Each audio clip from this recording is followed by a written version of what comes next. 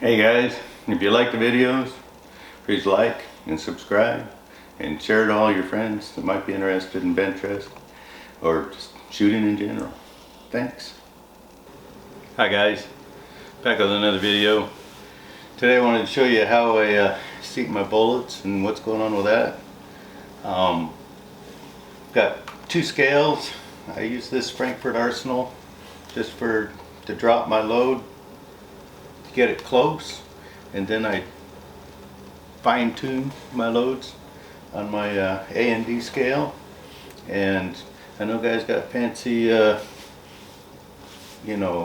tricklers and auto tricklers and all that kind of thing, but to be honest, this thing's pretty close, and so I just use tweezers out of this little deal to put a couple of kernels on, a couple of kernels off, whatever it takes to get it right on where I want.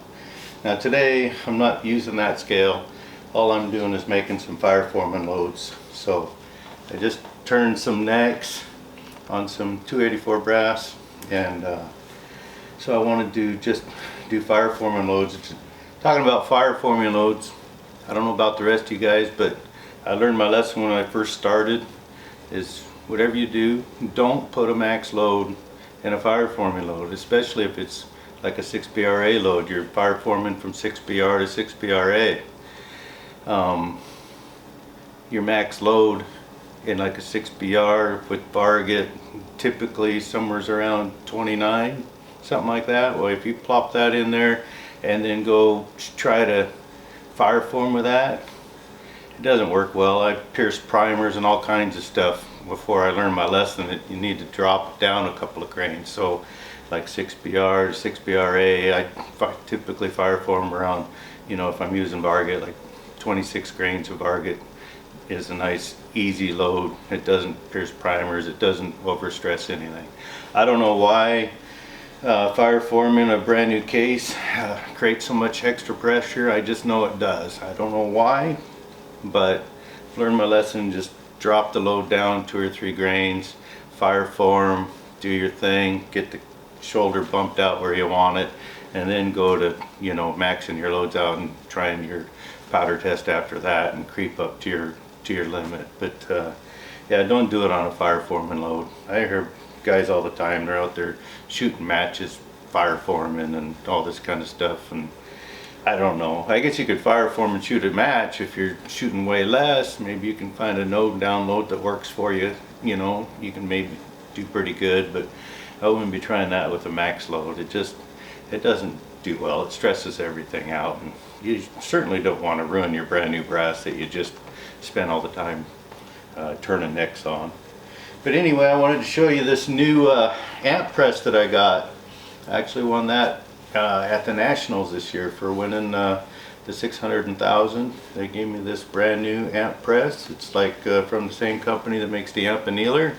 They've also got the amp press, and just trying it out and getting used to it. But so far it looks pretty neat. It got it hooked up with my laptop, so I can see right on the laptop exactly what kind of pressures it's taken to seat each bullet. So if you got one that's all really light or way too heavy, you can maybe set those out and use those for siders or something like that, and just keep the really close ones hopefully what you're wanting. Now these are just turn neck, and I'm Fireforming them, so I'm not expecting these to be too good, but even at that, it doesn't look too bad. They're all right in the same plane.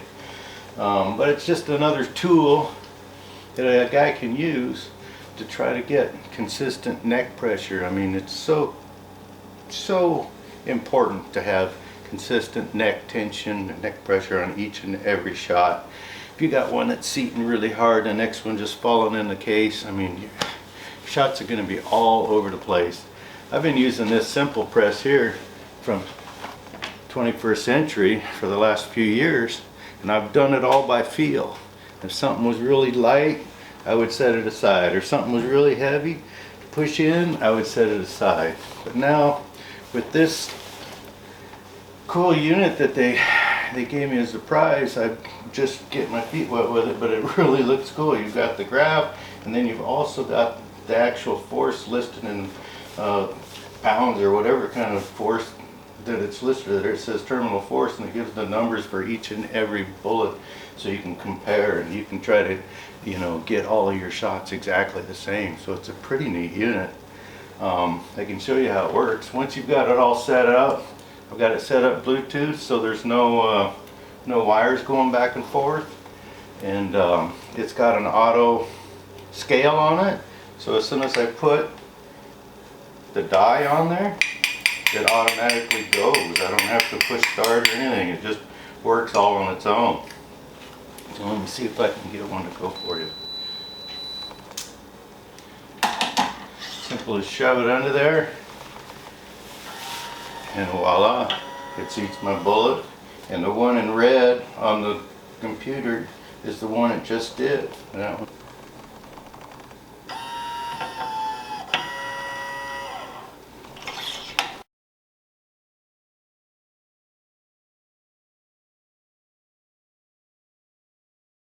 Looks just right in line with the rest of them.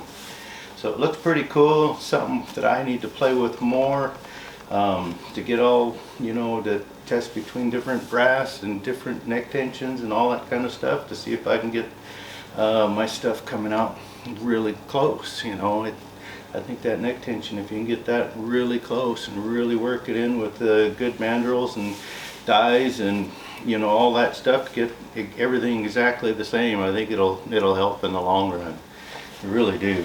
So anyway, how it comes out, and it's perfectly seated in the Wilson die every time. You can keep using your Wilson die that you're already using, or whatever die, as long as it's arbor press type die like that, it'll work just fine.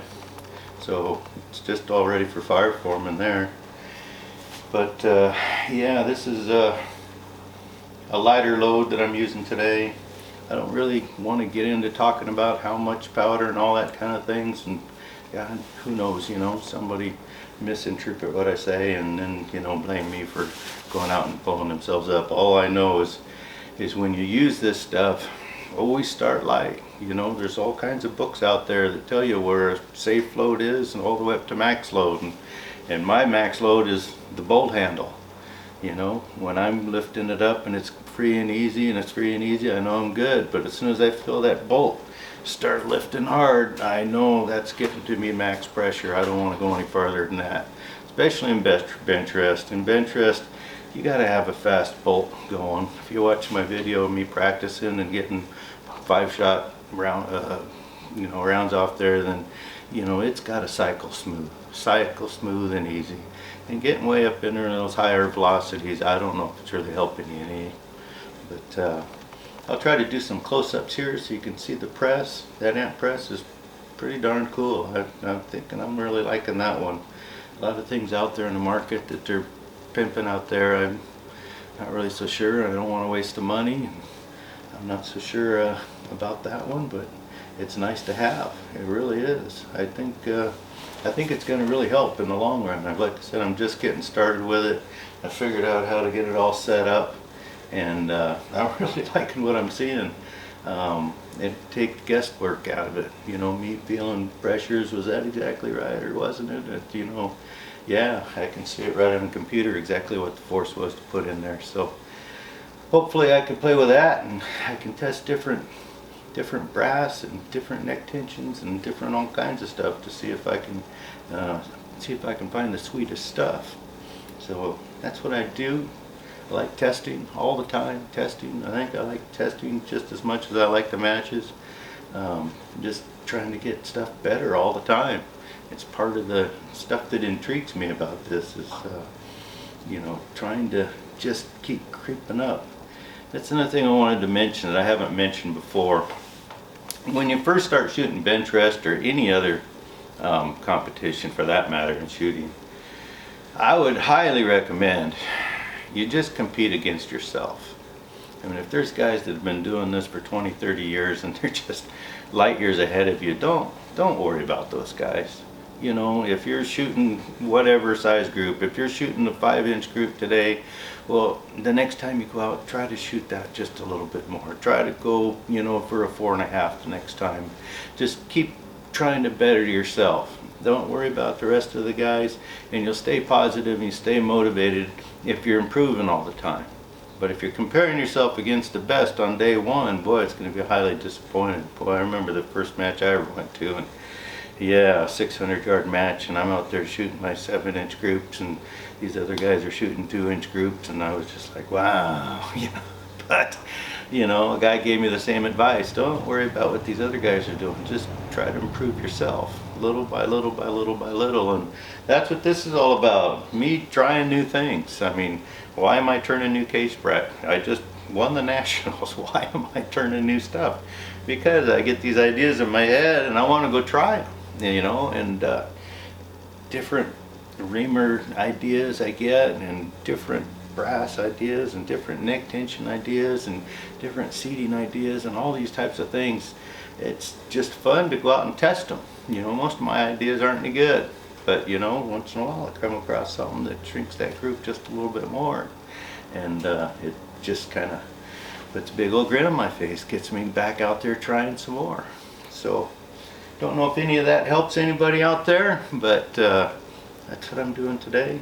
Fire foreman, getting some fire foreman loads, and go out and probably shoot them tomorrow. So thanks for listening.